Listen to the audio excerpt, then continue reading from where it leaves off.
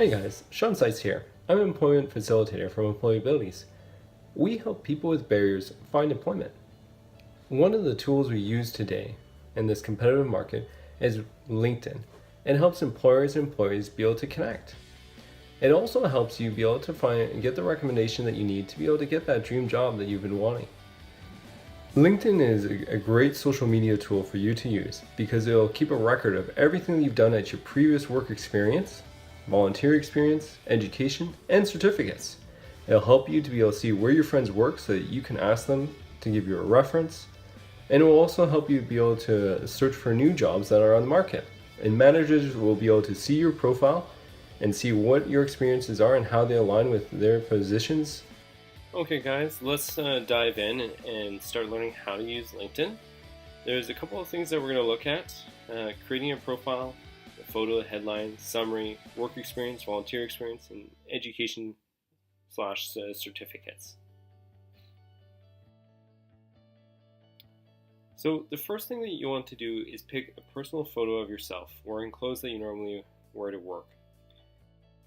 LinkedIn has found that with a photo, you get 21 times the views and 9 times the connection requests.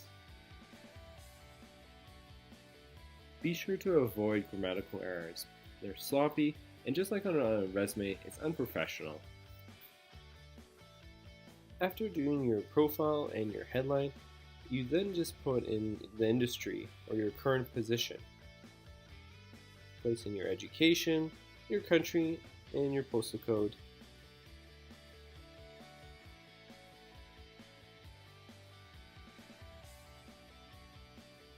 As you can see in my summary, some of the things that I mention is my passion or my interest in playing board games, how I've lived in 3 different provinces, and how that has helped me to better understand the different markets, and also how I've learned a new language and have traveled to different Latin America countries. In this section, this is where you can see how many people are viewing your profile, how many have actually entered it, and began to read your information. This will help you to see how well your profile is actually doing in the marketplace. If you're actually drawing your managers or your friends to come and view your account and see what your abilities are. For work experience, what I like to do is have the first paragraph explaining what the company is. Usually I go onto the website of my organization and just pretty much retype what they say that they do. As you can tell, I have a second paragraph in there, and usually with that paragraph I like to type about the purpose of my position. Why is it important in the organization? And then I follow it with bullet points, explaining exactly what I do. Normally with these bullet points, you can get them off of your job description, and then you can follow the bullet points with what you have done to advance in this role, further things that you've done in this role to go above and beyond. This section is very important because it is a record of everything that you do. So when you type up your resume in the future, or someone asks you, what have you done in your position to go above and beyond, you have the resource to turn back to and be able to recall everything that you've done. In this educational section, this is where you can put all of your courses that you've taken, all of your degrees, and anything that you find to be very important.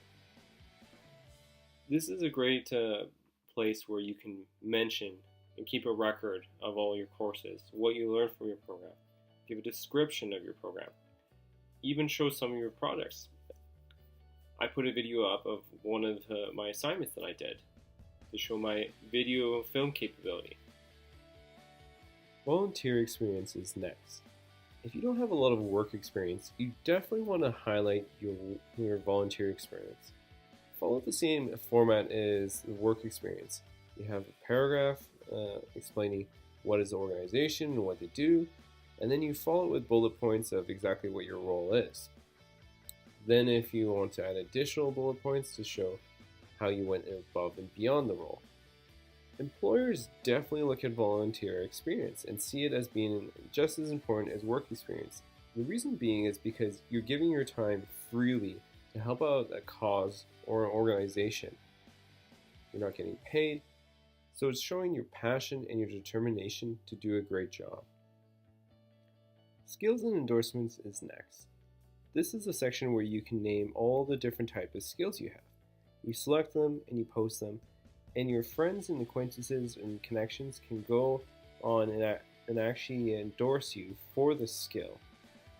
This looks great, especially when you're talking to a manager and they're asking you or for qualifications and asking you what you're capable of doing. You can refer them back to your LinkedIn account and say, you'll notice that I have 15 to 30 people that endorse me for customer service or for computer skills.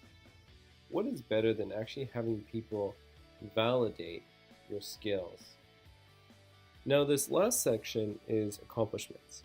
If you're anything like me, you'll easily forget a lot of the things that you've accomplished, either licenses, certificates, or rewards. It's hard trying to remember all of them, but they're so important because they really show how we've accomplished things, how we've been rewarded for our accomplishments, and also what we're capable of doing. And so this is a great section to keep a record of all of those and not forget them.